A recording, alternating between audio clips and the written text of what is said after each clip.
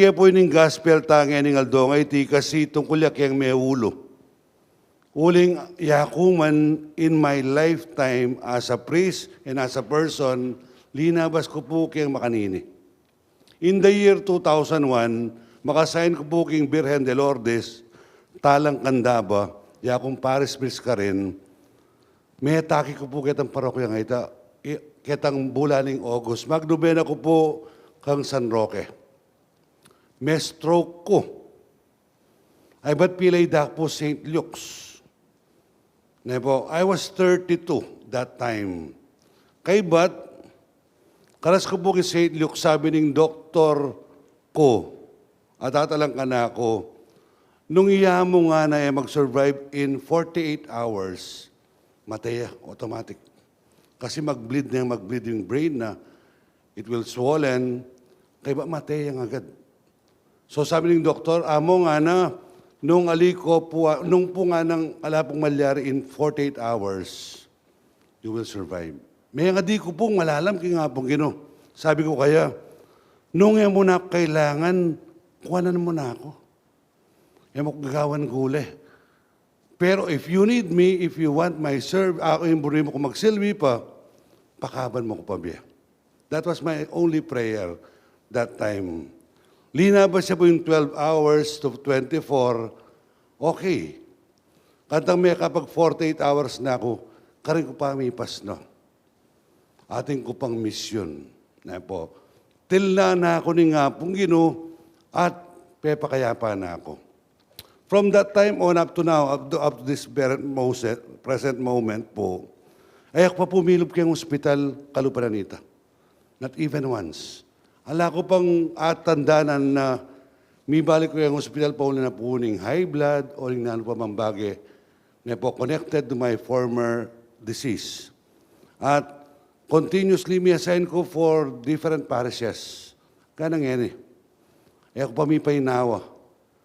At yung sinabi ko po kay sarili ko katang kinayip na ako at magmisa na ako mira sa aking parokya apin ni. Itang makatagan kong biye, ibiye ko ngan keka. Kasi dati ko ngayon manakit, kaya ngayon manakit na akong pasibayo. I will serve you all the days of my life. Kaya po, nakanyaman po tang dati ka nga tsukang madalumdum, kaya may nakit kang pasibayo. It was a healing moment for me. It was a very grace moment for me. Kasi, isipan mo na mo, nung dinaya ka po mo, nga na, o po, makapagbilib. At ko po ICU labi kaya pong 5 makkera kayang kama. 15 kaya po. Katalungob ko. Kinabukasan pong migising ko. Alano nga na yung kasipin ko. Kita ko kaya nurse. May telangan po mo nga na. You are the lone survivor of the group. Ay, rugo ako. Layo mo na ako. Napong kompleto kaya pa Kenny. Kinabukasan, alanongan. They were all stroke patients. May nga opera buntok. Mag-swollen na pubundok, may telangan. Swerte ako. At during my time, kaging St. Luke, I was the youngest patient na keng stroke na mag-survive at 32. Normally, they all pass away. Kaya pasalamat ko eh.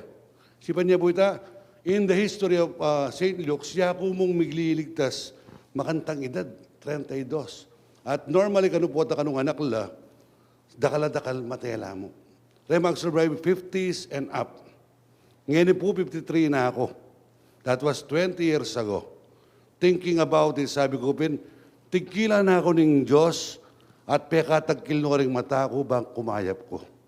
And now, bibiyakya kayo itang karampatan pong pamagsilbi. And siguro ito yung bagay, buri kundiling, paramdam kaya katamo. Potang ya kalalawot kim puso ni nga pong ginong. Pakayapa na ka. Po, God will heal you. Nung ating kamampanan daw mas masakit, mabayat, ka mo lalaot kaya. Pakayapa na ka nga po gino. Nung ngayon mo akakit malino at masalese, pakalapit mo pa. And He will cleanse you and heal you from your disease. Mga kalungkot isipan po tang rengalawang tao, kabunalami nila ko pag-asa. Atin mo pag-asa. Hold on to your faith. Talanin po kaya kayong kapanwalan. Kasi po tang minaos ka, malari nga nakadinan, grasya ni nga po gino.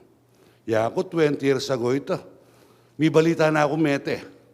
And people were asking my parents, about ang pamilya ko, Mete po yamong Ray. Oneng baloy na po kay katangkay po, tang may balita ka, Mete, kumaba ka, biye. Now, I'm on my 5th assignment. Alam biro. Kaya kung magpay na, alam break kita. Straight assignments. 5 straight assignments. At pasalamat ko, God is giving me all the graces and strength. Siguro huling itingwanan ko, that was my promise after the sickness. Kay ba't nanini, pagsilbihan da kang alang patanat. Ibiyak kong kaya makatagan ko, kasi kinuha kita makatagan ko, itang dating milyari ka na ako, linigtas mo ko eh. Kayapan mo ko, sinala mo ring mata ko, yung tutuki kong biye, kaya kayangan. You deserve all the services na po. Huling binyeme ako yung karapat dapat.